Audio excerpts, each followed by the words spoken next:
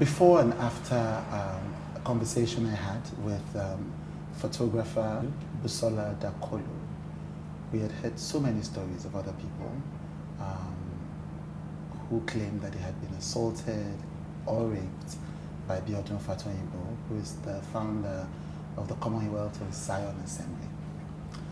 Many of them were afraid to speak up because they claimed that their lives would be at risk, and they're afraid of public scrutiny and interrogation of their recollections of this event and the attacks that may follow. However, some have found the courage to speak up on behalf of many who can't. My guest today is one of them. We will call her X because she will be speaking anonymously about her experiences with Biodun Fatoyinbo. Thank you for doing this. Thank you. Right, yes. Yeah. I know that this has been a tough process. You know, you say this has been a tough process. Upstairs, just going through this, there's been tears. Yeah. Even for all of us, who have been in the room, it's been I know. a tough, and we didn't even go through the experience. Yeah. But you say in 2017, you were not just a member, but a worker at the... Staff, actually. Staff, so you're an employee of Coza. Yes. And you say something happened between you and Biodun. Yes. Please tell me. Oh, okay. So at that time, I was living in one of the cities where the church was located, because they have churches in different places. I'm sure you know that. And it was my boss, so I worked with him sometimes. He was in town and something needed to be done for church, or even personally. Sometimes I had to do personal errands for them. So it wasn't like it was the first time that I was going to be at their house or go do something for them personally. So that day had asked me to meet him at the house. It was a Thursday. He had asked me to meet him at the house on Thursday morning. And I went there. It was supposed to be, the usual, go there, take instructions, or to either do this for church or go do that for us personally, and then go do whatever needed to be done. I like to say that at this time, I considered him to not just be a mentor, but he was someone who I regarded as a father figure of some sort.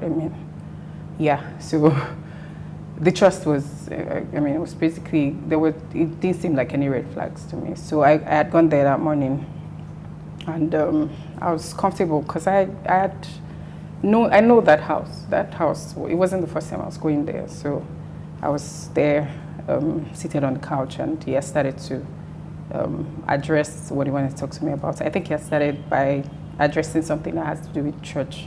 I can't particularly remember the details now, forgive me, but things moved pretty quickly from then to, because it was a long couch, and I was seated on the couch, and then he came and sat on the couch as well. But maybe just a few, there was a little space, so it wasn't like he came on directly and I was alarmed or anything. So and then everything pretty much moved quickly from there, because he started trying to pull me into a hug, and then of course the trying to kiss me, which I found shocking.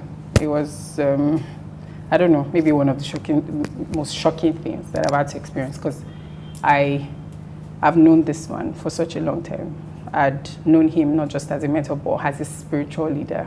I've heard him preach, I've heard him talk about, God, and there I was about to witness what would seem like the complete opposite of everything that I thought that this person stood for. So all I can remember is saying, you can't do that, you have to stop. Like, I remember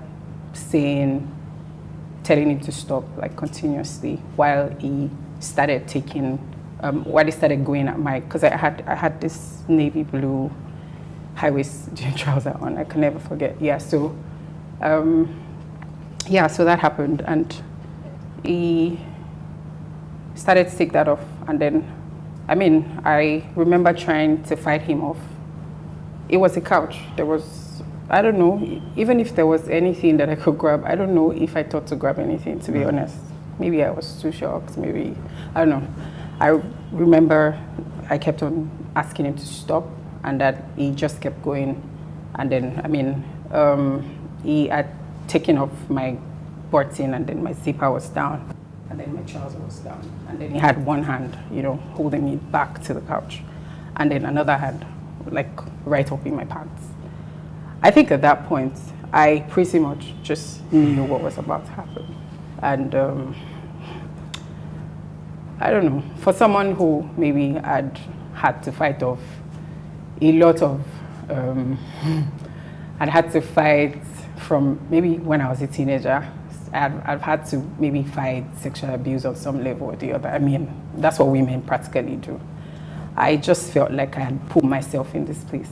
I started to feel like, okay, I'm just going to hope that this person, you know, remembers that they are supposed to be my boss and my spiritual. I mean, because everything I kept saying obviously wasn't working. I kept telling him to stop. I remember he kept saying, relax, just relax, just relax. If you know him, then you know that he's very, I mean, he can be weak. Now when I think about it, I think he's a very weak person. But he also has that appearance of strength. It's like one of the things that he has going for him. So, I mean, I remember him, he didn't flinch, he wasn't moved. He obviously wasn't going to stop or anything. He just kept saying, just relax. Like, this will soon be over, just relax. And yeah, so, I mean, after that, he just pretty much took off his pants and then, I mean, did what he wanted to. And yeah, as soon as that was over, and he saw that I had already started crying, I mean, I had tears. I wasn't shouting or anything at this point. I was just, I mean, I know that we tell people not to blame themselves, but the first thing that happens is that you blame yourself because, I mean, you brought yourself here. And so I think it was what was going on in my mind at that time. And when it was done, it just said, oh, I'm so sorry. I'm really sorry. I didn't mean to hurt you. Like, he started to apologize. So he flipped from the sweet, amazing person who was my mentor to the person who I could barely recognize. And then switched back to someone who cared about how I was feeling. It was a lot. I mean, I didn't know what to make of it. I didn't know what to make of it. But I remember that for the first time, I saw a completely different person from who we all knew or who I thought I knew. I think it was the first time that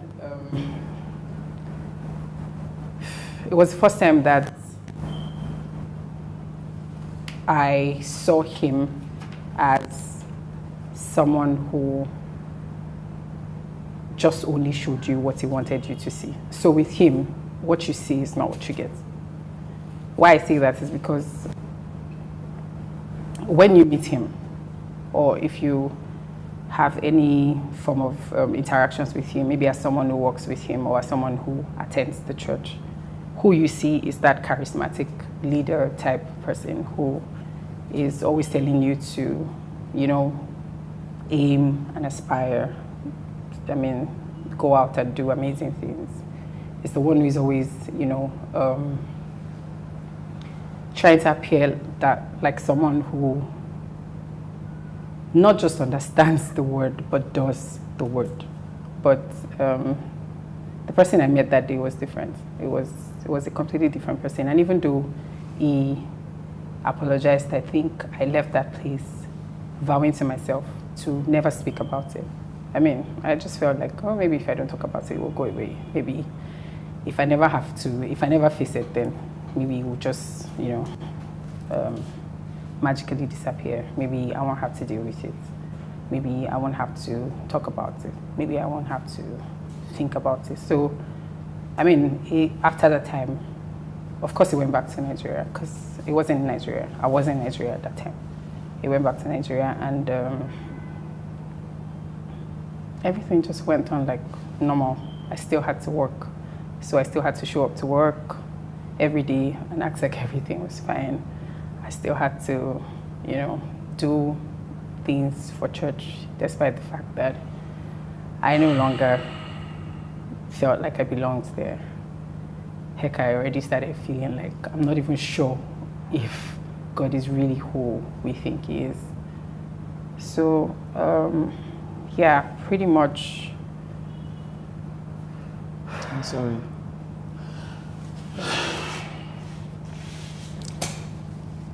So, what we're talking about is rape.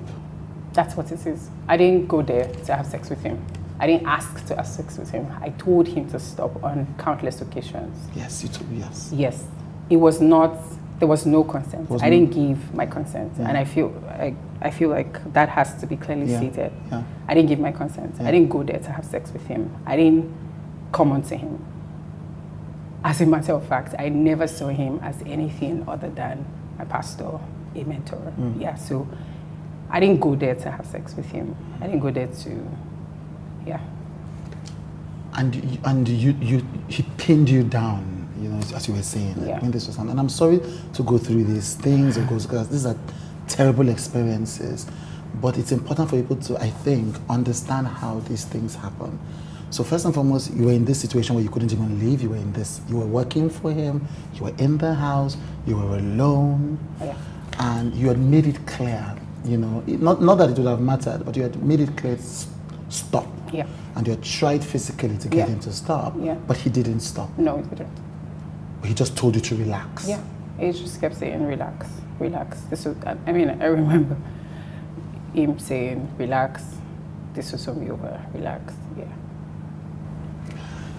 Now let's go back a bit. Okay. Because by this time you had been a member of the church for about 9 years? I'd been a member for about, say, 8 years. 8 years? Yeah. 2008? Yes. Okay, no, so I became a member of the church in 2009, so that would make it 7 years, I think. 7 years, right.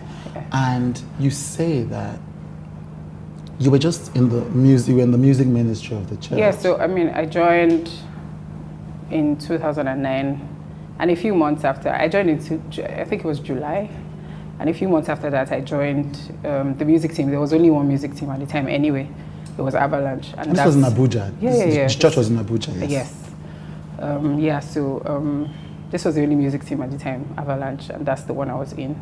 I joined, and I was in Avalanche up until, you know, I had to move out of Nigeria to go do some other work for them someplace else. Right. And you moved out to Nigeria because they offered you a job? Yes. Yes. And you had said that it was his wife who made first contact? Yes. So this is Modele, his wife? Yes. So when I joined, I was pretty much a member, just a normal member. And even when I joined the workforce, I wasn't, I didn't have any relationship with them. Because that was my first church, you know. It was the first time that I was bringing myself to try this whole organized religion thing. Prior to that time, I was in the church type. By church type, I mean I grew up in like a Christian home and I went to church, but I didn't have, you know, that old church thing. It was the first time I was trying it, and I think I stayed, or I found it interesting because I saw a lot of young people. I saw that they were trying to do it differently, which I later realized was a deliberate thing, you know.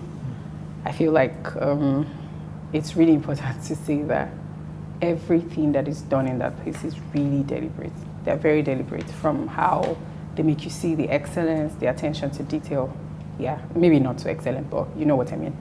Yeah, and then the attention to detail. Everything builds you up to create some kind of psyche in you as someone who is visiting either for the first time or as a member. So an average person there thinks in a certain way. Yes.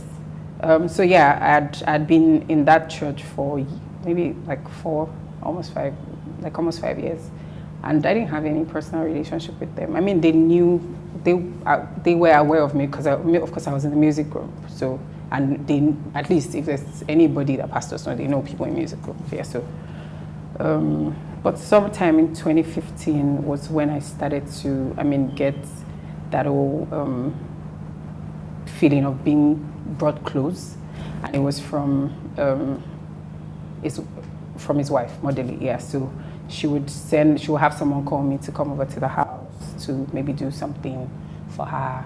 She would maybe have some women's program that they wanted to do, and she would say, "Oh, I need you to handle this program. I need you to,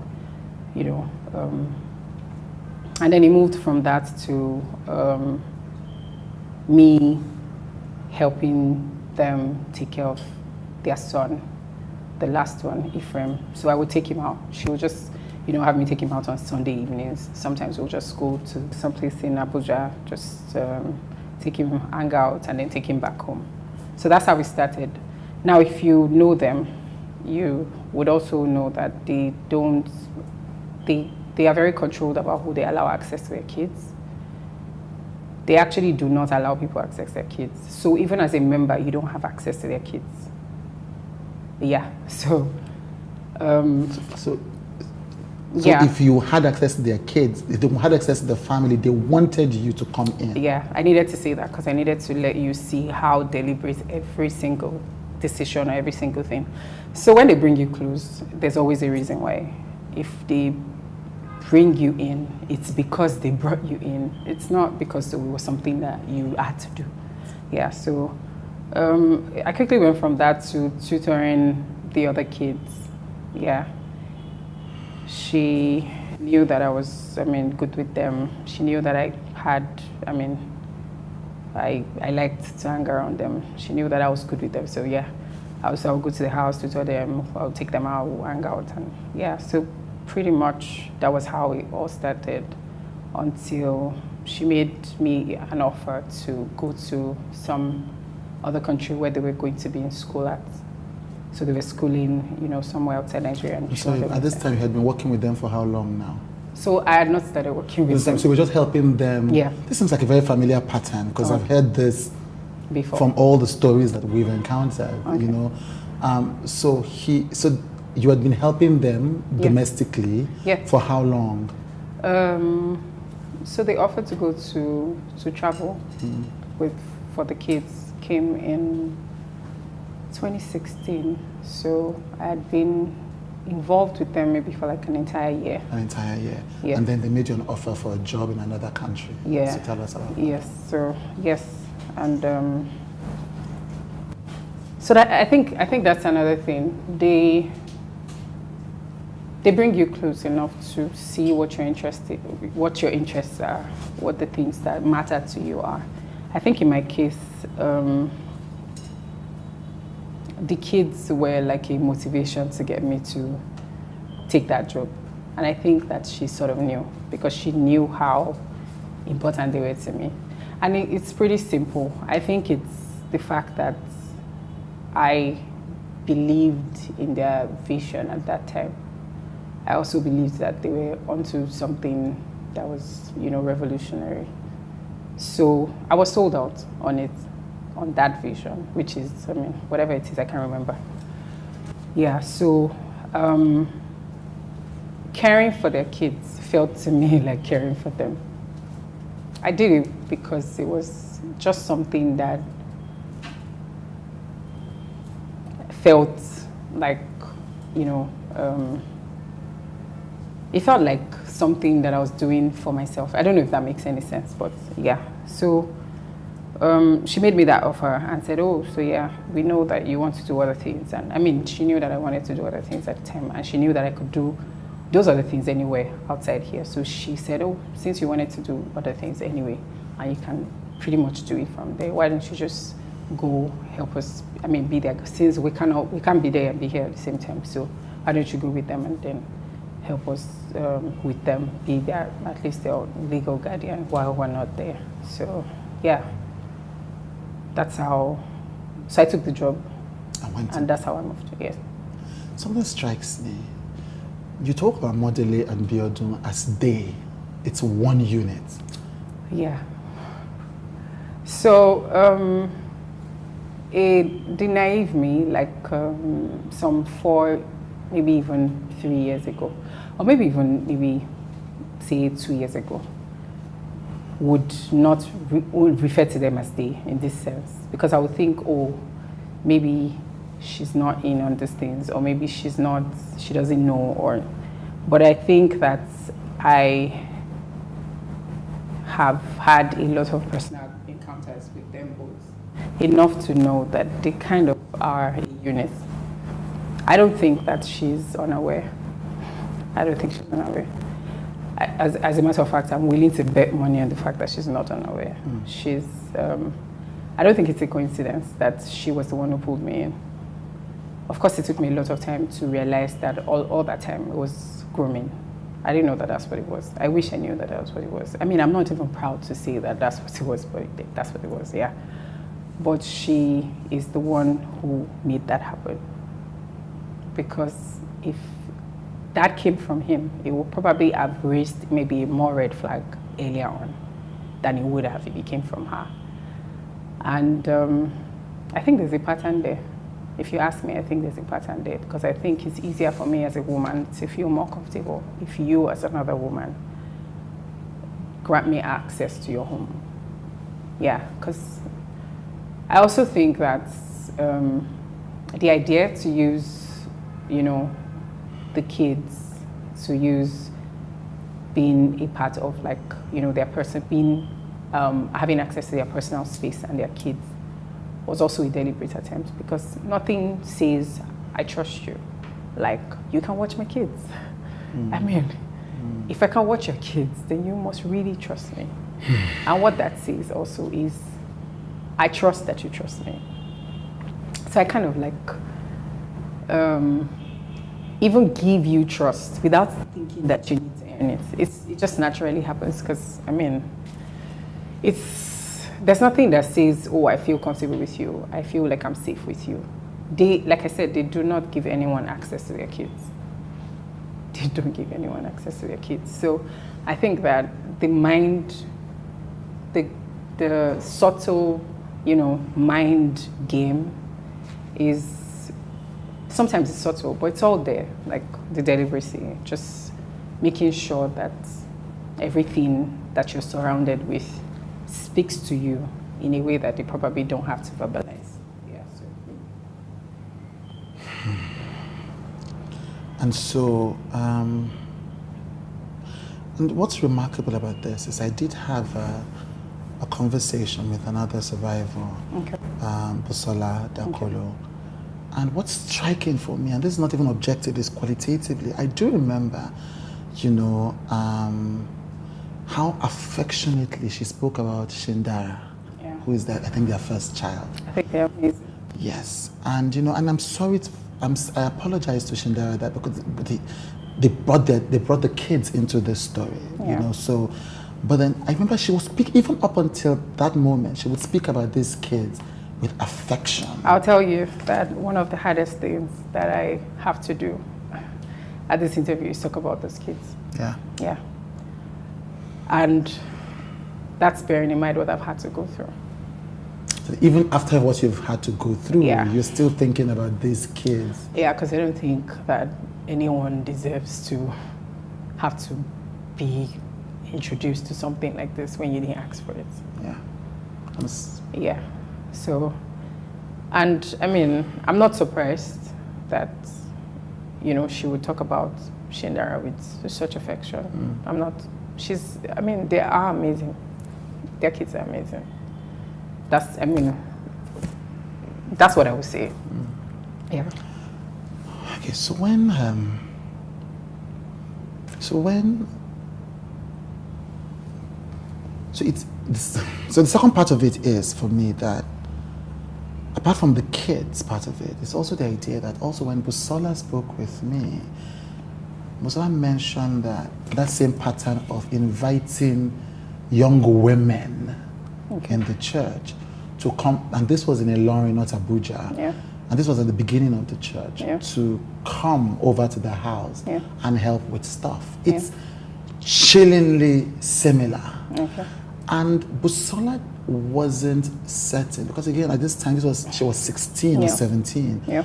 If motherly knew or didn't know. Okay. But she said, I think she had to have known because she invited me to the house to help. Yeah. He came to demand that I come sleep in the other room. And so it's chilling how similar this is. Yeah. Based on what you were saying, this must have happened to other girls, other women, women, because Busola was a child at the time, but you were an adult, but it's the same pattern. Yeah. Did you know of other people did you hear? Okay, so the first time that I ever heard anything about him was S.A. Walter. I mean, we all heard it about S.A. Walter. And I remember that morning because I had woken up and I was going to dress up for work and I picked my phone and I saw it. And the first thing that came to my head was, oh my God, what is this? Like, I was just shocked. I was trying to understand what was going on. And I remember that I shut it down maybe 30 minutes after. Like, I tried to understand it and it didn't make any sense to me at the time. I was like, no, that's not possible. No, that's not possible. This just has to be one of those things. I don't know why this person is doing this, but yeah. So, that was the first time that happened. And of course, we all were aware of how that situation was handled. Then, at the time when Essay's case came up, I had not started working with them full time. I was just a member who was a worker. So, I mean, I still had my day job and then I would go to church there. But I think that this is a good time to say that an average Coza member adores Biodun Fatoyinbo. That place gives you a false sense of superiority. They pump you up to feel like you're not like everybody else. And even though, of course, you're not like everybody else, but in the sense, not in that sense, but in the sense of, there's a lot of undertones that help you build that form of confidence in this is a tribe. And it is us, it is us, and everybody else is just trying to get us. So even though nobody's trying to tell you that, oh, they're trying to get us, you just start to get that idea from, the things that are said, from the things that are done. Sometimes, in an average service, you probably celebrate Biodun more than you celebrate God. Yeah. There's probably more celebration for him than there is for God, because at every point you're celebrating. Yeah, so it's only a matter of time before you do that, before someone's image rises up in a way that you don't even have to deliberately command it. It just happens. You go there every day, you go there every other day, or like twice a week as a member. But as a worker, you go there almost every day, which is why you find out that people are quick to jump to their defense. People are quick to, say anything. People are quick to fight. They're quick to, just do anything because of how much, It's an us versus them. Thank you. Kind of, yes. Thank you. That place also isolates you. Like, it shuts you out. It shuts you in. It gives you that feeling like the world, I don't need the world. All I need is these people, this tribe of people. Yeah, so it's really subtle. When you're in it, you don't even know. Yeah. So imagine 3,000 people, or I don't know how many they are right now, but imagine 3,000 people feeding off each other, being friends with each other on social media, because that's what happens. You're all friends. You follow each other on social media. You do business with each other. It's only a matter of time before you start to recycle the same thought process. It's only a matter of time before you all start to think alike. So I think that also helps with the us versus them. Yeah. This is very scary. Because what you are describing... It's a cult. Yeah, I know. Unfortunately, I mean, yes. That's exactly what I'm describing. Okay, so, and if what you are describing is true, then these members, some of whom were your former friends and your former, colleagues, they will hate you for doing this. Okay, so, yeah. I'm pretty sure I have people who hate me already. I'm sure.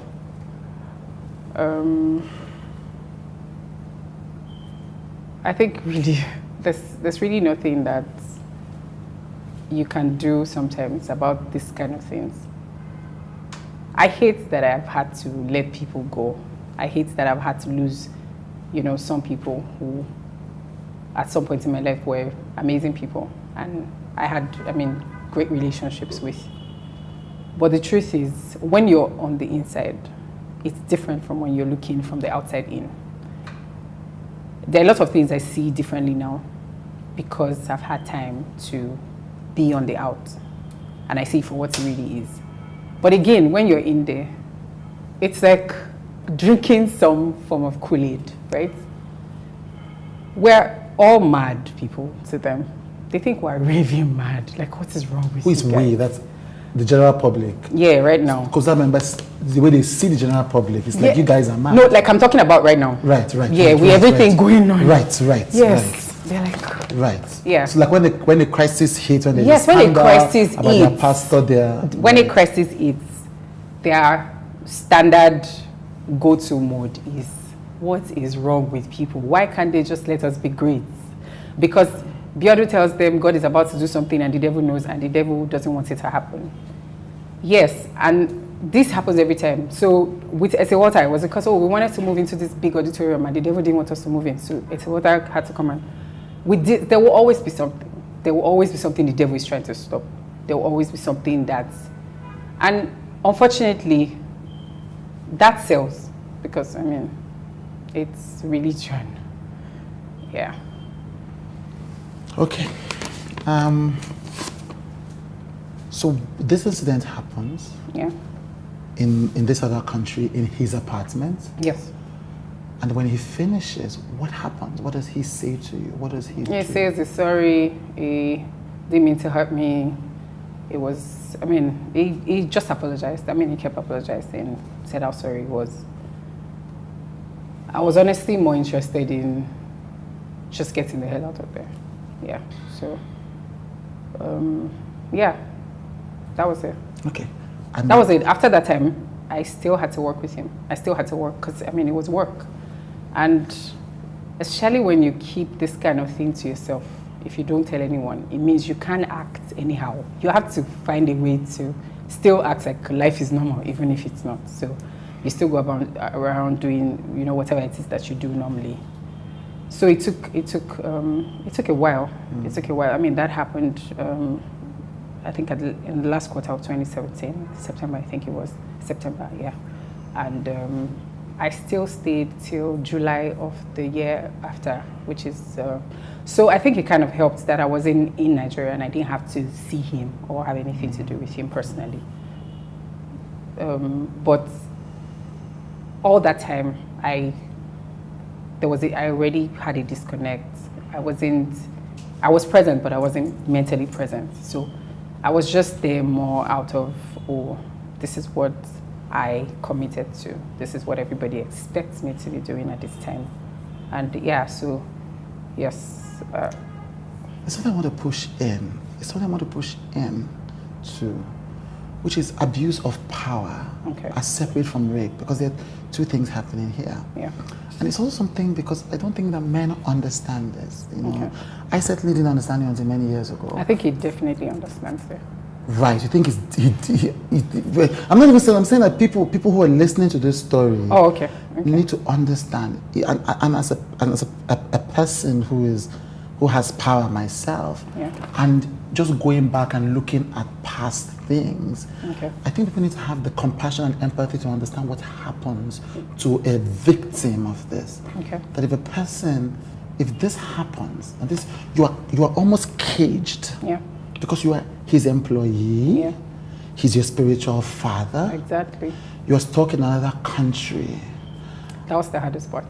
What? That was the hardest part. That was the hardest part, because you were away from your family. Yes.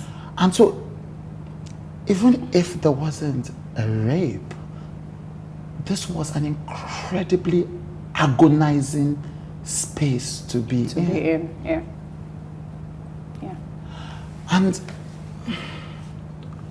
Yes, so because that is important. I think that is an important thing for all of us who have ever exercised power over anybody else, to think about the kind of pain that we put them through and what we may owe them, you know. And so he apologizes to you, but you still have to go through this mental torture. Oh, yeah. So there's that. I want to go back, but in this particular case, there's unconscious wielding of power. Yeah. But something you said, in this case, Modele and Biodun knew what they were doing. They knew that they were wielding power. Yeah. So if there's anything that those people are, is aware of how much power they have.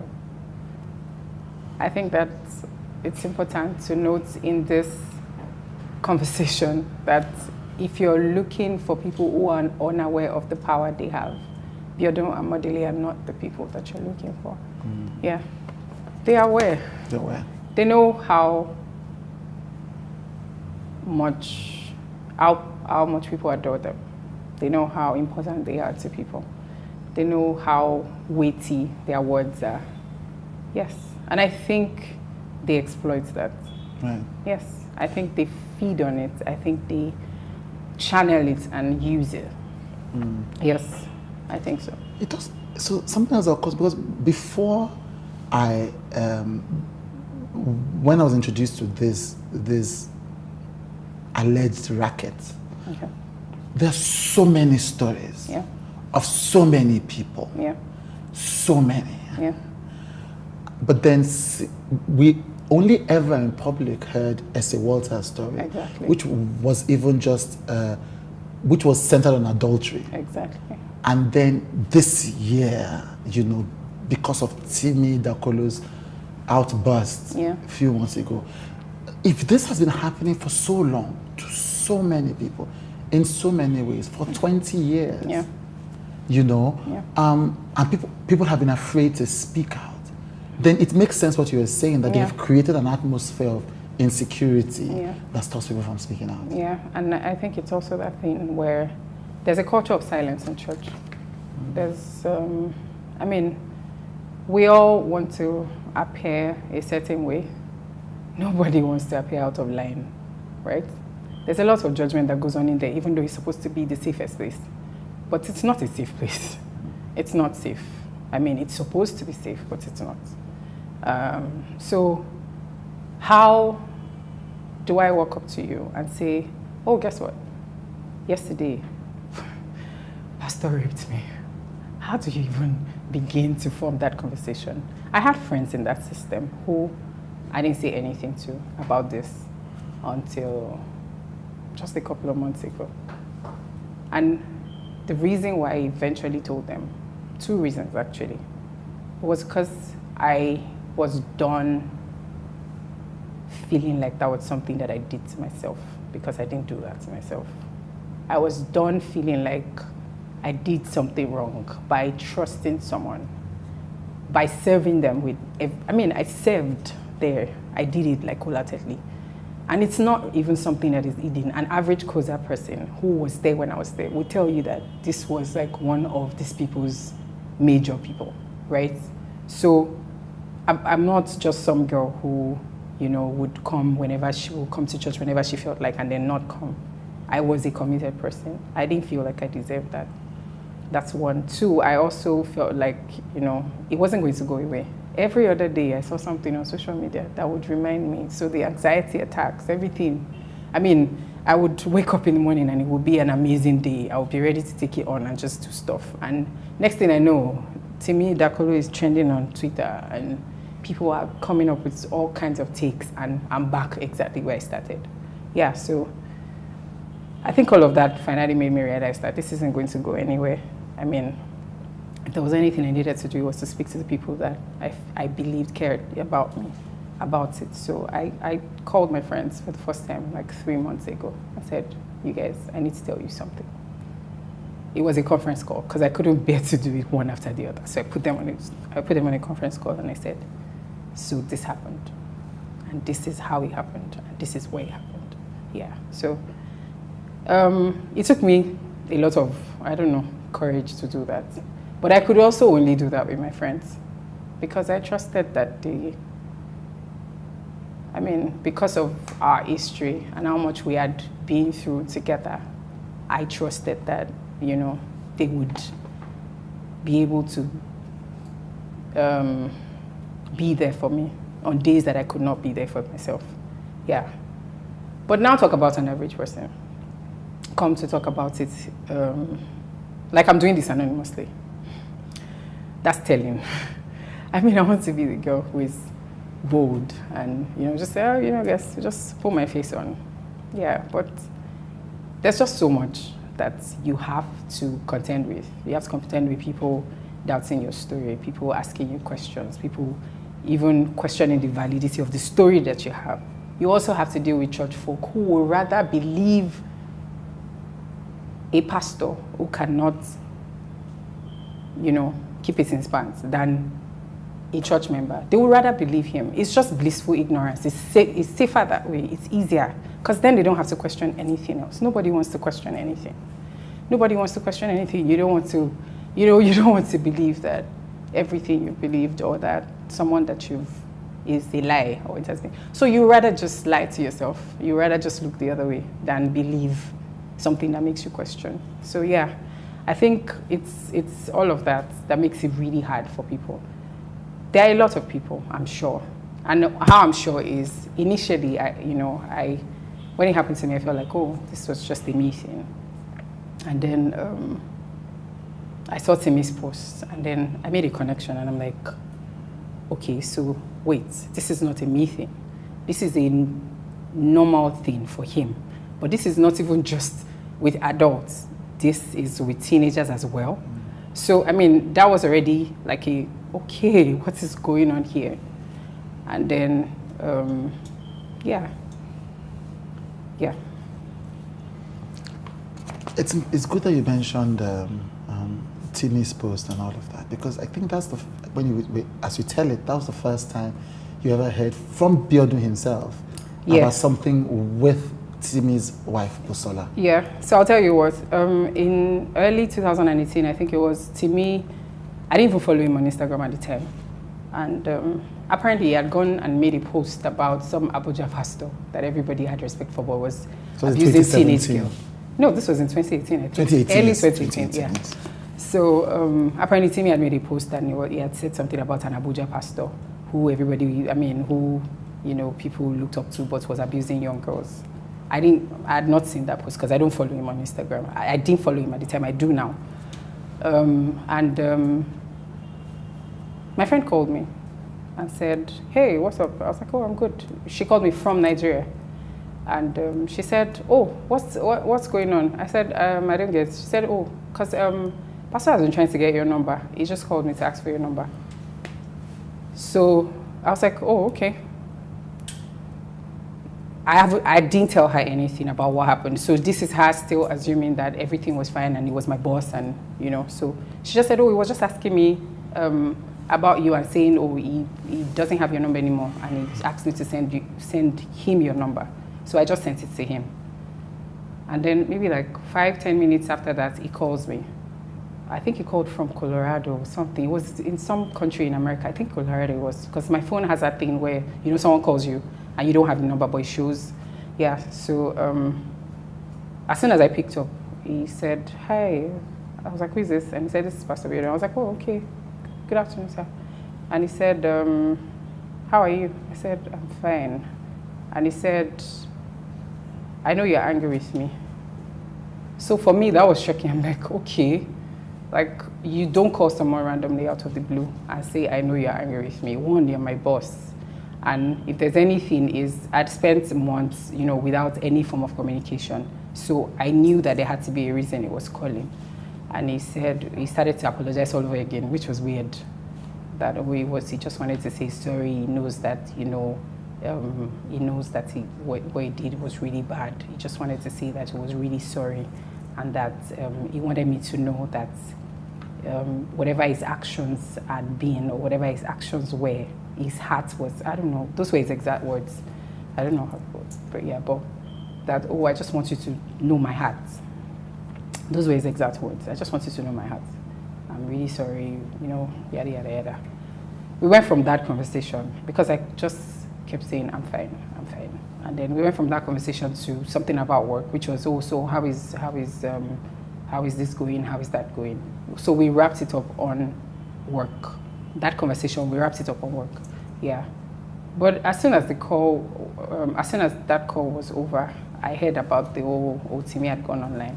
A couple of my friends from Nigeria had called me and said, yeah. So I started to tie it together, and I was like, oh, okay. So he calls me because he's trying to just take care of loose ends. So you know how you feel like, something's about to happen, and you're just tidying up. That's what I felt like. So of course I knew that was what it was, but again, I was a girl who had not told anyone, who had not even started to deal with it by herself. So I just filed it under do not deal. Yeah, like everything else. So yeah, but for me, it was telling, and it made me realize that this person is someone that you want to go as far away from. This place is not where you want to be. You want to get as far away from here. And I mean, I'd already started, working on my exit strategy from the beginning of that year. I knew I was going to leave. I knew exactly when I wanted to leave. As a matter of fact, I mean, I knew I had a plan to leave. It was just that I couldn't just up and leave because my life had been tied there for the past 7 years. I mean, and then out of that 7 years, I had tied full time, like almost 2 years or something to that place. So I needed to get myself together. I needed to know where I wanted to go from there. I needed to know what I wanted to do. So I took all that time to do that. So yeah. So after that conversation, he and I had no contact or whatever until I had given myself a date that I wanted to leave, and I sent a message because I mean it's still my boss after all. I still have to exit the right way. I can't just up and leave. I wish I did. Sometimes when I think about it, I'm like, why didn't you just pack your bag and leave? Why did you feel like you needed to tell anybody? Yeah, but I did that. I don't know why, but I did. So I sent a message and said, I need to speak to you. It was an Instagram DM. So I sent him a DM on Instagram and said, I need to speak to you about something work related. So he calls me back and says, I got your message. And of course, the first thing he says is anybody around you? I'm like, no. He said, okay. Because nobody can know I'm calling you. Those were his words. So I went straight to the point, which is I'm ready to go. This has been good, but I need to go. So I'm going to go. I just wanted to give you a heads up. I feel like, this is still work after all. So. And he asked that I give him time, that he wanted to tell, what's her name now? He wanted to tell his wife himself, that he wanted to tell, because I mean, they were both my bosses, and she was the one who brought me on anyway. So I felt like, oh, okay. So he asked what time I wanted to leave, and I told him. Anyway, after that, I came to Nigeria, I think the month after, and he asked for a meeting. He asked me someone called me from church, someone who works closely with him in church called me and said, Pastor asked to see you at 12 or whatever. So yeah, I went there and met him at the basement. It was alone. It wasn't alone. Someone who assists them, like someone who helps them around, do stuff, was there, but in the other room. I met him on my way in, but he was alone in that room. So, I mean, sitting area, it was seated right, on the couch across. I sat across, and the first thing he said, because I had my phone with me, the first thing he said was, put your phone away. So classic behavior. He doesn't like phones. Even with those of us who work with him, like it's not really the kind of person who you're working with and you're on your phone. I don't know, for some reason. So I sat down, and then he started to apologize all over again. At this time, he already knew I was leaving. So he started to apologize all over again and talk about how he was up the entire night, just thinking about how much he had wronged me. And he just wanted me to know that he was sorry. So there he was, crying. And I was wondering why. Because, so, he kept going on and on about how things had been tough. Now, at this time, Timmy had made that post. And it looks like that thing wasn't going away. Because I think he stayed for some time. They kept having, I don't know, from what I heard, they kept having that old back and forth thing where they were trying to get people to talk to Timmy behind, I don't know.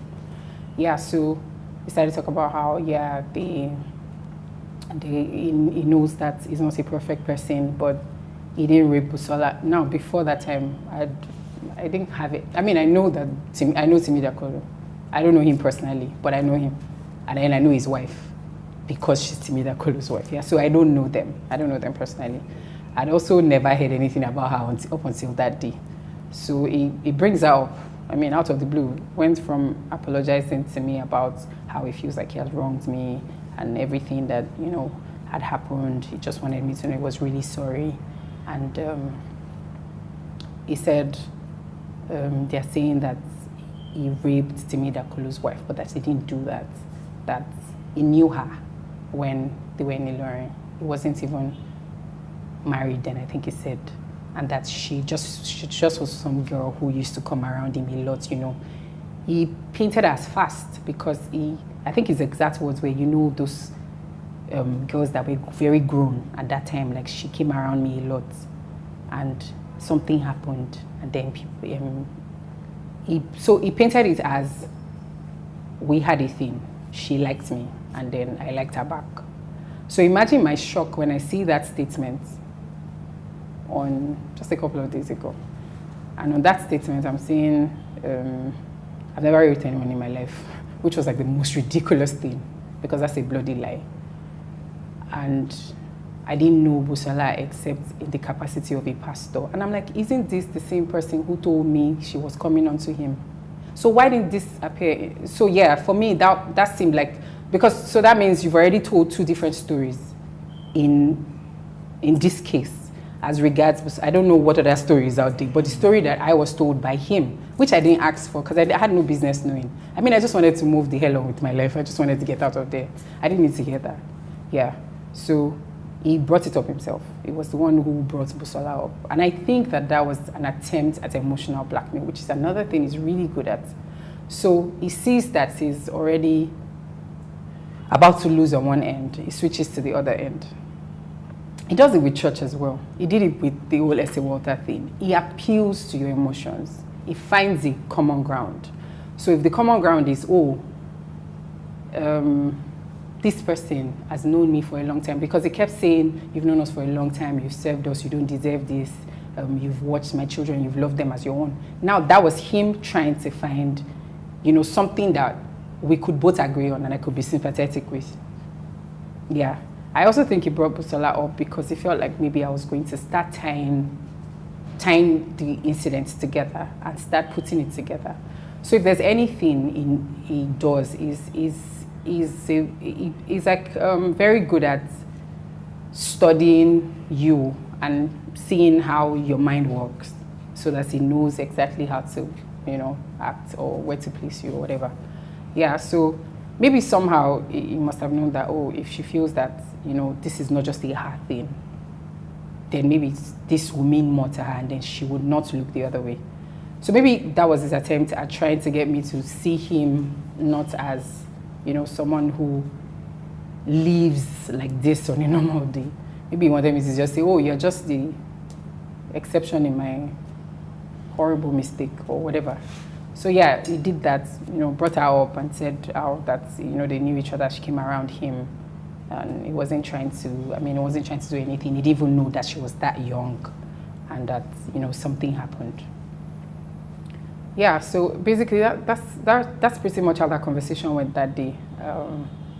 I left that room after I had apologized and said he was sorry and that he knows that I don't deserve it. I mean, he just pulled a lot of emotional cards. The only thing that was important to me in that moment was getting out of that place. There are so many things that when I go over that conversation that I feel like I would do now, but I think I wasn't able to do back then because the only thing that I had my eyes on was get out. Like I just wanted to get out, yes. So that was more important to me than anything else, maybe than recording the conversation. That didn't even cross my mind. It should have, but it didn't. Yeah, so maybe recording the conversation, maybe, calling him out on his BS, maybe, I don't know. But I just wanted to get out of there, yeah. So, and I needed to make it look as seamless as possible because it's a large organization and people talk. And I think that it's all still part of the whole culture of silence. So you want to appear like you have it all together and live peacefully at your own. I mean, I was willing to sacrifice myself. I was willing to be the girl who just left peacefully. I didn't want to make any drama or any trouble. I didn't want to make anything about me. I just wanted to go in peace. Yeah, because I mean, it's a large organization and you know, people talk and you don't want people to start asking you, so why are you leaving? So did something happen? I mean, yeah, so those were the things on my mind at that point, yes. So. And so you wanted to live as peacefully as possible, so you just did this. Yeah. But you'd mentioned something about him asking you if there was anything you wanted. Oh yeah, so on the last time, I mean the last time I saw him right before I left, you know, after having that brief conversation, he was, I mean, I was about to go and then he says, is there anything you want me to do for you? Obviously, I knew he meant like financially, yeah, because I mean, that was the tone. Well, what else would he be asking for? Yeah, so I looked at him and I said, no, I'm fine, thank you. And he said, let me know if you change your mind. And I said, no, I'm not going to. Yeah, so that was it, yeah. Okay, so to recap, okay, just to be sure we had the facts of all of this allegation. Okay. You were invited into the Fatoyinbo family by Modele Biodun's wife to come and work for them. Yes. Then after that, you were offered a job. Yes. And then you were raped by Biodun. Yes, absolutely. And you can bet on it that Modele, his wife, knew about this, that Biodun had, even if not raped you, had sexual relations with you. Yes, because I think that for someone who has such a unique pattern, I find it really hard to believe that she's unaware.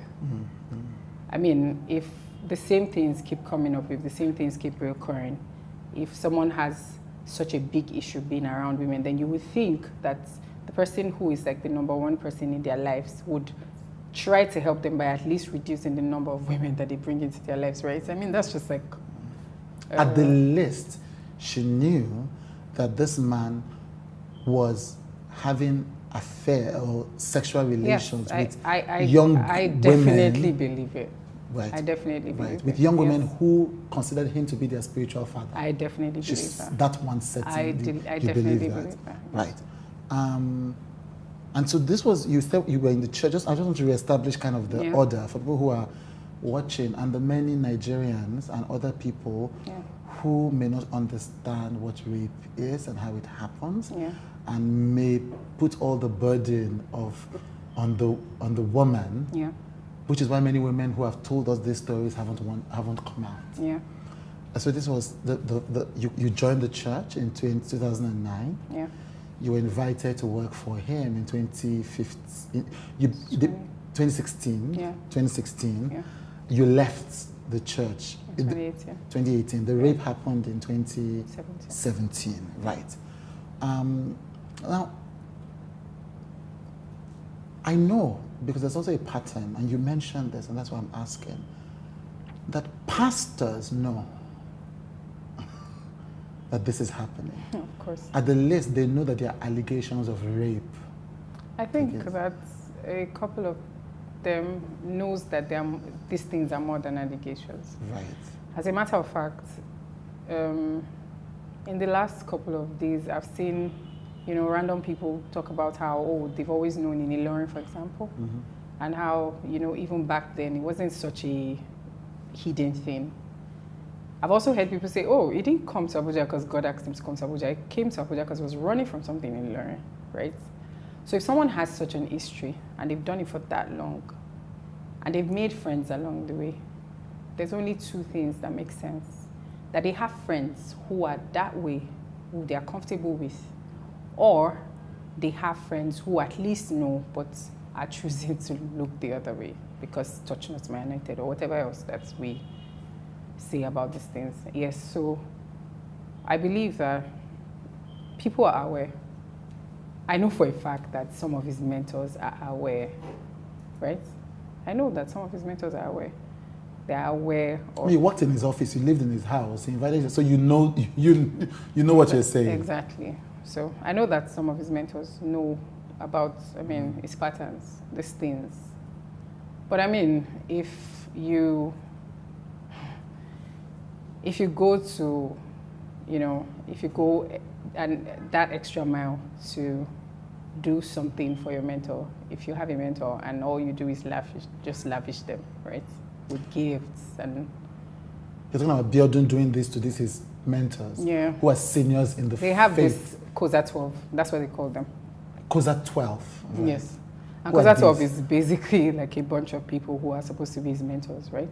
So... Are they pastors? Yeah, all pastors. Right. From Nigeria, from outside Nigeria. Right. Yeah, so they just have like this group of people who, according to them, pray for him, put his picture up in their prayer rooms.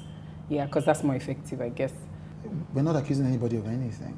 But it makes sense that if these are prominent Nigerian pastors, it makes sense that they haven't spoken out against him or asked him to step down properly from the church when people make accusations. Because some of the things I've heard, even in the realm of allegation, would make people's mentors say, step down. So the thing about Coza is also that they're not really accountable to anyone, even though they say they are accountable to people. Is there a board? So there are no elders in Coza, you know that. Right. There are no elders. You know how you walk into church, elder. There are no elders in Coza. There are no deacons or deaconesses either.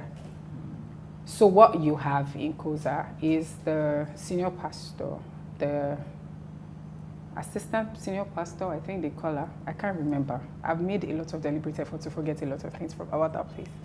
Yeah, so then there's those ministers. And ministers are pretty much, it's like me saying my boys. But of course, let's call them ministers because that's what we are for the sake of this conversation. So basically what they really do is go upstage when daddy and mommy says go upstage. And then sit their asses down when daddy and mommy says sit down. So yeah, that's in-house. Yeah. That's what is obtainable. So in-house, in Coza, there is no one institutionally to hold Biodun accountable? Nope. Nobody? No. Right. No. Right. There are no, if such people exist, we haven't, I didn't meet them when I was there. But you were working, you worked there for 2 years, 3 years, 4 years, 5 years. So we can't, I was there from 2009 to 2018. Yes, so if those people exist, I would You would have known about them. Yes. But you know about the 12. I know about the 12 because, everybody knows about 12. Right. If you're a Coza member, you know about 12. It's like an informal group of mentors. Exactly. But so not even informal. Like, it says, oh, these are our mentors. So he says this is like a thing. Oh, yeah. Oh, the Coza 12 is like a thing. Oh, it's a bloody thing. Right.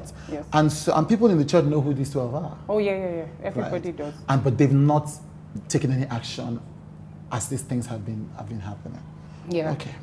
So, for example, when these people are going to come for any program, it goes over and beyond. And then, of course, to justify why it would do that, it would say, oh, we're going to have so person in the house today, and we have done this and that and that. You know me, I'm a grace collector. It says that around. It says, oh, I'm a grace collector, because grace collector is supposed to let us know that he is conscious of the grace that these people carry, and that is making deliberate attempts to tap into that grace. Yeah, so, yes. So, that's where the whole grace collector comes from. So sometimes, it's even something that, everybody just, oh, grace collector, Sometimes it says it and everybody finishes it. That happens a lot as well. Yeah, so I don't know how effective or how efficient people like that can be in terms of control and checks and balances, because even though they are older, even though they've probably done a lot of more things in ministry, they also consider him to be revolutionary. They consider him to be doing something different. They talk about him with so much regard. They talk about him even like in front of everybody. So people like that add a lot of lavish gifts and money and all of that to that mix. And I don't see how you can effectively call someone on anything that they do. Maybe you call them in private, but calling them enough to actually do something about it. I don't know if. Wow. So yeah. This alleged rape, why did you need to report Okay. to, this is, because I've worked with people who have dealt with trauma, I know that is a stupid question, but I will ask it anyway. Yeah, go ahead. Why did you not report to the police, to the Pentecostal Fellowship of Nigeria, to the Christian Association of Nigeria, to the media, to your parents, to... I'm sorry. I'm really sorry, because I see people ask these questions. They ask it on social media, they ask it on Twitter, they ask, why haven't you reported to the Association of People Walking on the Road, you know, about this? And I see them asking. So on behalf of all these, it doesn't make sense, people. It doesn't add up. Mathematicians, you know, calculating. On behalf of all of them, I'm asking you, why didn't you report to other people? So for me, it's simple. I think it's survival was more important to me than anything else. Everybody has a coping mechanism. Everybody does. I have mine. People have. Whatever it is that works for you. Yeah. So like I said earlier, even I wasn't ready to admit to myself that I had been raped, because that would make me a victim. That would mean that I had spent all this time in my life trying to get away from rape, only to end up walking right into it. I don't know if you get what I mean. So for me, it was about survival. I wasn't thinking about the police. I'm not going to lie. The police was like the last thing on my mind. I was in a terrible place and I just needed to deal. Now, aside from that, when you start to now, you know, pull your thoughts together and assess what just happened to you and everything that has happened, what you do is switch into some sort of survival mode. So if you have, maybe, for example, a family friend that you trust, you call them and then you cry to them and then they take you to the clinic or whatever. In my case, I was in I was in a foreign country. I was in a country that I didn't have family in, even though I had some people that, you know, I considered to be friends. But I also did not consider them to be those kind of friends that I could go to and say, oh, do you understand? Because they were my work friends. They were people that I met, like, you know, just from staying in this. I didn't know them from anywhere. So to come out to people who are basically like almost strangers to you and talk about something as horrible as that's happening to you and have to, you know, admit that you failed yourself, it's something that nobody jumps to doing. It's something that I wasn't going to jump to do. Yeah, so I wasn't thinking about making a point or, you know, trying to get help. There's also that part where you ask yourself, so who is going to believe you? Like, who is going to believe you? I mean, it crosses your mind, like, okay, so I say something. Let's say I say something now. Who is going to believe me? Who is going to listen and believe me? Especially when you know who this person is. You know how much influence they have on people. You know how much people adore them. Who is going to believe you? Chances are people would rather say I was the one who came onto him. I mean, there's a 99% chance that that's going to be, you know, the easiest conclusion than for people to actually believe whatever I say. And that's even me considering the fact that I don't think, that I have any history of, you know, anything in all my years in that church to give people the impression that, you know, I could have just made it up. But still, like I said before, it's always going to be about blissful ignorance for these people. These people don't even want to consider the fact that the person who they hold in the highest regard will do something as shitty as this. So they would rather not believe you. They would rather, because it means they have to question everything else. And nobody wants to question everything else. So they would rather not believe you. So maybe because I was an insider and I knew how that place works, it didn't also help, you know, in boosting up my courage to be like, oh yeah, let's report this. Yeah, and I mean, finally, I think like I said, everybody has a coping mechanism. Everybody has a coping mechanism. For me, it's that I take responsibility. I don't know if you've ever met people who just take responsibility. Like, that's the first thing they do before they do anything else. I mean, it's not always the right thing to do, especially for someone like me who, if something similar had happened to a friend, I would have been like, no, you didn't do this. This wasn't your fault. I know that. I can tell people that. But when it came to me, I couldn't tell myself that. Maybe I still can't tell myself that. I don't know. But it's something that I know. It's something that I believe. But it's a different thing when it applies to you. Right. It's a different thing when you're telling it back to yourself. So intellectually, you can know that you're not to blame. Yes, because, emotionally, I mean, going there is not an invitation to rape me. It's not an invitation to let's have sex. I went there because they asked me to be there, and it was my boss.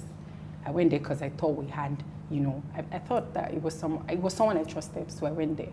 So going there is not, that was the only thing I did. I went there. Like, I went to the house. Yes, that's what I did, really. And I think that, I mean, if it now comes to finding out so why do this now? Why come out anonymously and, share this story that you didn't want to share? Because this is beyond me. This is way more than me. It's way more than me. I mean, if there's anything that is more important to me now, it's that this doesn't go on. And then I realized this isn't going away. This is not going anywhere. I'm reminded of it every day because I see it on Twitter. I see people make memes and funny stuff about it. I also see people trivialize it. I see people doubt it. I see people defend it. So it's obviously not going anywhere. So it has to be dealt with. So I feel like if I can contribute, even if it's a fraction, to this conversation, if I can let someone at least know that this is who this person is, as opposed to who he says he is, then that's something that, is worth doing this for. So this is beyond all I'm trying to, come out now and put a face to myself or try to get, some sort of, it's because this has gone on for too long. This is beyond anyone. We owe it to ourselves. We owe it to the people around us to let these conversations go on, to let these stories be heard, no matter how people spin it. I don't think that people are going to not find a way to spin this. Yeah, Paul. There's something you said that I found, and I wanted to go back to that. You said when a person is raped, the first thing the person is thinking about is not justice, it's not exposing the person, it's survival, it's self-preservation. Yes. You're thinking about yourself. You're thinking about self-preservation, like you said. You're thinking about, making that switch to whatever your coping mechanism is. Whatever it is, you have to tell yourself to get yourself through the next minute, and then the next hour, and then the next day. So, I mean, we all cope differently, like I said. We all have different coping mechanisms. Yes, we all have different ways that we deal with issues. So, but at the prime of all of that is survival. That's what you're thinking about. You just want to, yes. So, I mean, there's a lot going on in your head. The amount of energy that you spend even trying to get yourself together, to tell that story back to yourself, the fact that you're living it, you're living it every day, is enough ordeal to go through and keep you busy that you're not even thinking about, And then, of course, you also think about the shame that is attached to it, the number of people that probably will not even believe you if you say it. So when you think about all of that, you start to think if it's worth it, if it's worth all that drama, or if it's something that you... And it's even worse when you're someone who likes to make a list of, things and see... if you're the kind of person who weighs what your options are, or if you're not kind of like the kind of person who just hastily decides something without thinking through it, the more you think through it, the more you give yourself reasons to not, go out and say something to the next person. Then you have to now deal with the fact that nobody believes you. So it's not just that you're dealing with something that, could be that is not just devastating, but I mean, is something that you're going to probably carry with you for the rest of your life. You're also now going to be dealing with what people say or how they're asking you questions and they're asking you to justify. I feel like that's a lot of load to put on victims. I don't know why we ask them for that. I don't know why we feel like people need to, the only way they can justify that something happened to them, you know, something as horrible as rape, is to go out and find the nearest person to report to. I think that when you are in that state, there's a lot that is going on in your mind, but you really are just thinking about survival. Yeah. Yes. Now you had mentioned that one of the reasons why you came out to talk about this is, but before that, let me ask, why are you anonymous? I'm anonymous because, one, if there's anything that I want more than anything right now, and I want a lot of things, but if there's anything I want that is really on, you know, my top of the list of things to have, is to never have to do anything with these people ever. Is to never be associated with them. Is to never have to have my name in the same sentence with them. I've done a lot to make sure that I've erased that part of my life. It's taken me a long time. It's taken me relationships that I've had to cut off from. It's taken me, you know, leaving a lot of people behind. So why do it now? Because that's taking me right back to where I started. And I know that, I mean, yeah, so being anonymous is my selfish way of choosing me. Yeah, it's really that simple. I just chose me. I don't want to be attached to that guy. I don't want to be in the same sentence with him. I don't want to, yeah, it's really just that simple for me. Yeah. So as much as I want to be the selfless person who tells that story, as much as I want to be the bold, courageous person who comes out and says, this is what I had to go through. And I know for a fact that this is what a lot of other people have had to go through. I know for a fact that this man is doing what they said he did, because he did it to me, and he's done it to a lot of several other people, taking advantage of the power he has, taking advantage of his office as pastor. As much as I want to do all of that, I also just want to stay anonymous because, yeah. I totally get that. And you know, to be honest, you know, I mean, if I was being selfish, I'd have said, and I just listening to this story, and you know, with the producers, I know how we went back and forth. Okay. You said, you know, whether you're going to tell the story. You said, okay, I'm not sure I want to tell the story. I remember, you know, changing my mind. You know, just yeah. So, you know, this. I told myself today, maybe this might be one of the most brave things I've ever had to do. I don't know. I mean, it might just be. Maybe there's still, you know, a lot of things. But right now, I think this takes the cake. Yeah. And I struggled with it, even doing it anonymously, because that would mean I have to relieve every aspect of something that I'm trying so desperately to bury or forget or not have to acknowledge at least. Yes. So. I mean, the thing that the viewers will miss from this conversation is, I mean, the range of emotion on your face as you talk about these things.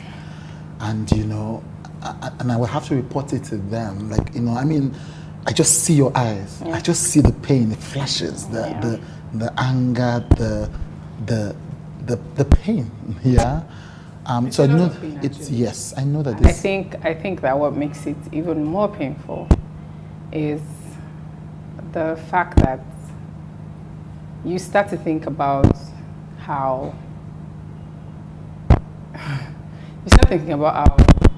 this happened to you, but you're not the only one that this happened to. And there's a huge possibility that they are also not going to be the only ones that this will happen to. I mean, who is to say right now as we speak, there's not someone somewhere that is about to go through this? Because I don't know. I think it's that much of a problem that even while this is going on, we can still be having problems. I'm sorry, but that's how I feel. Yeah. That's how deeply rooted I think this is. Yeah. That's how serious I think this issue is. So, I mean, that makes it even more painful. Yeah. And of course, when you think about how much of your actual self you poured into your work, how much of your actual self you actually selflessly gave, how, you know, you ran with a vision because you were just a young girl who just wanted to not just serve God, but believe in someone's vision and just run with it.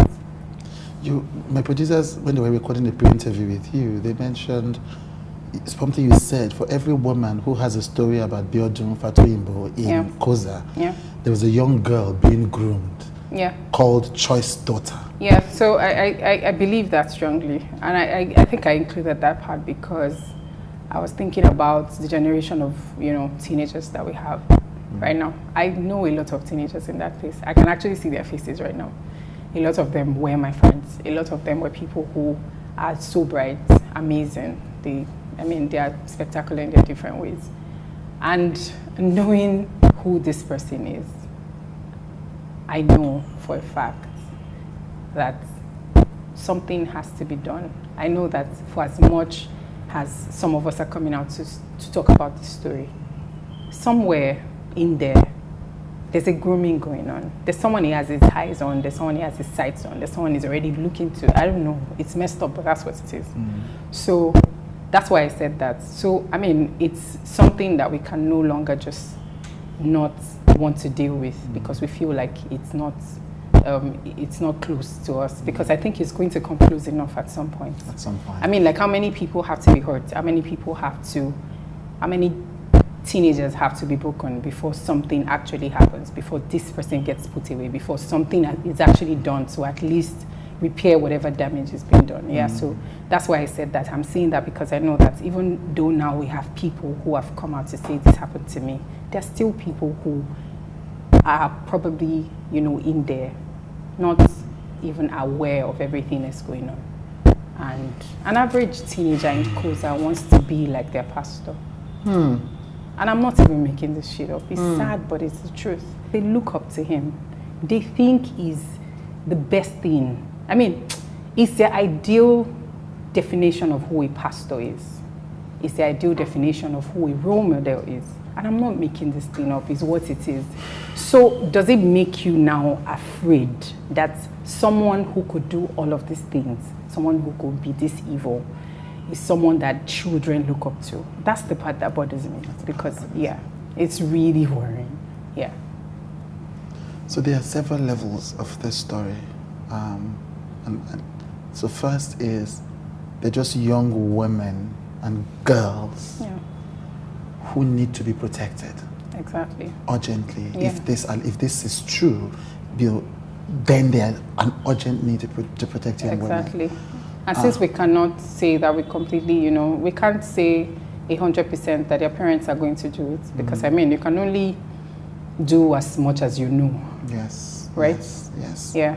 So we need to give them the information they need to make a decision and take responsibility. But we're also saying that you can almost empathize with Coza members who struggle to come to terms with the truth, because when you are in that space, you can't believe differently. I think that there are levels to this thing. I feel like this is the point where I need to say it. Right. There are levels to this thing. If someone ever told me, for example, that my pastor raped someone, my reaction will not be to go and shout in church this morning, right?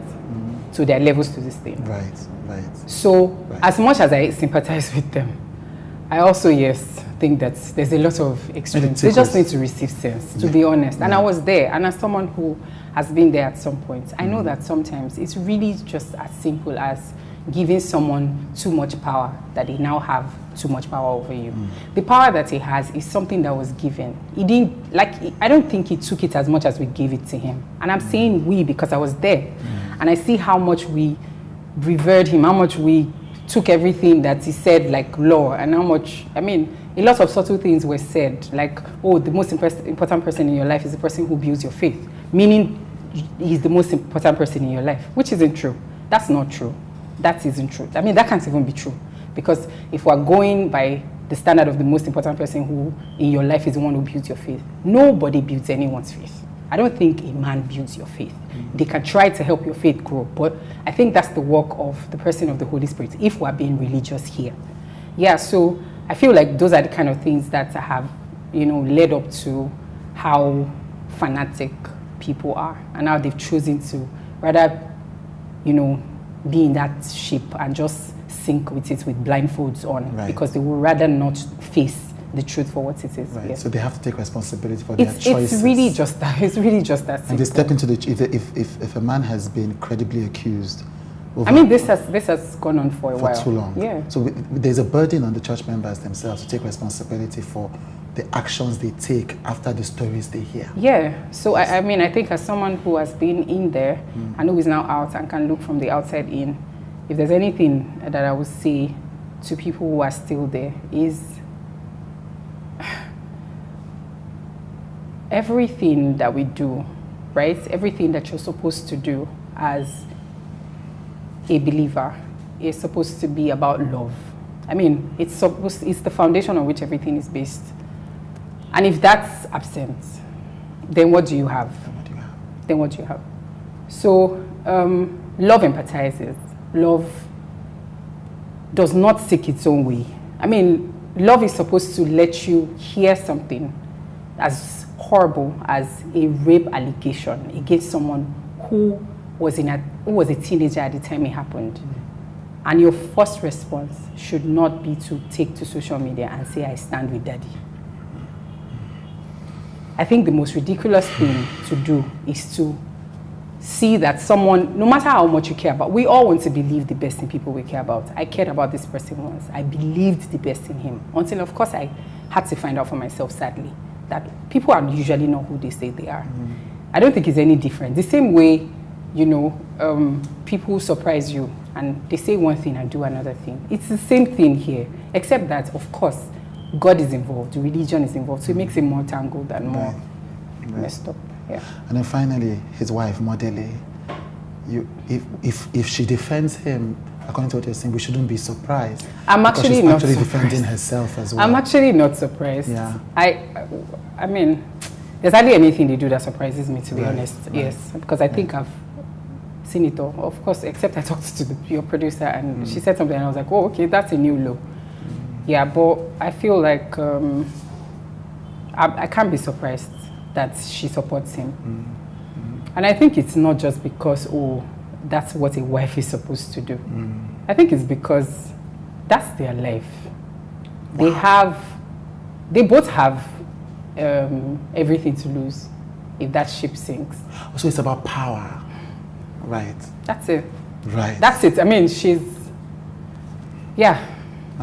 yes, she has as much, maybe not as much, but she has a lot of influence in that place as well. She has a lot of influence in that place as well. So she has a stake in it, and it's not just a marriage stake. It's that this is our life, and we cannot allow it to sink to the ground. So whatever has to be done, if we have to put up appearances, if we have to, you know, tell a few lies, maybe more than a few, but you get what I mean. Yeah. So whatever has to be done, is just do it. Whatever has to be done for the show to keep going. Yeah. Yeah. Thank you so much for sharing this story. Thank you. Thank you, Trudy. Thank you. Thank you. Thank you.